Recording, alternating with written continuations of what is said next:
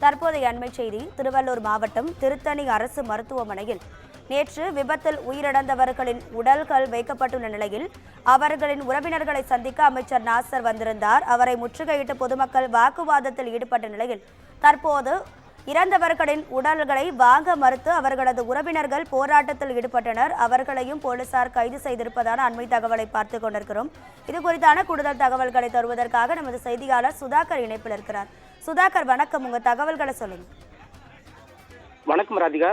திருத்தணி அருகே நேற்று அரசு பேருந்தின் மீது அதிவேகமாக வந்த டிப்பர் லாரி மோதி விபத்தில் ஒரே கிராமத்தை சேர்ந்த 4 பேர் உயிரிழந்த நிலையில் தமிழக அரசு சார்பில் அறிவித்த 3 லட்சம் ரூபாய் நிவாரணத் தொகையை வழங்க அமைச்சர் சாமு நாசர் மற்றும் மாவட்ட ஆட்சியர் பிரதாப் ஆகியோர் பாதிக்கப்பட்ட குடும்பத்தினர் நேரில் சந்தித்து வழங்க சென்றனர். அப்போது நிவாரணத் தொகையை அந்த குடும்பத்தினர் வாங்க மறுத்து தமிழக அரசு சார்பில் இறந்த குடும்பத்தில் உள்ள ஒருவருக்கு அரசு வேலையும் நிவாரணத் தொகையும் தர கோரிக்கை வைத்து நிவாரணத் தொகையை வழங்க மறுத்து அமைச்சர் சாமு நாசரிடம் வாக்குவாதத்தில் ஈடுபட்டனர். இதனால் அங்கு பரபரப்பை ஏற்படுத்தியுள்ளது.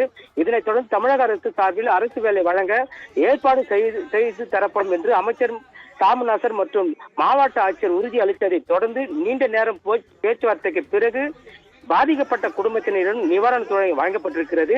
இதனைத் தொடர்ந்து அமைச்சர் அம்மையார்குப்பம் கிராமத்தை சேர்ந்த 200க்கும் மேற்பட்டவர் திருத்தணி அரசு பொது மருத்துவமனை முன்பு முற்றுகையிட்டு போராட்டத்தில் ஈடுபட்டனர்.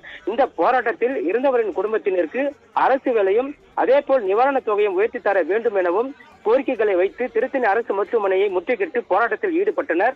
இதனால் திருத்தணி அரசு மருத்துவமனையில் பரபரப்பு ஏற்படுத்தியுள்ளது. இதனைத் தொடர்ந்து போராட்டத்தில் ஈடுபட்ட கிராம மக்களை போலீசார் கைது செய்ததால் அங்கு பதட்டமான சூழ்நிலை நிலவி வருகிறது. ராதிகா, உங்க தகவல்களுக்கு நன்றி சுதாகர்.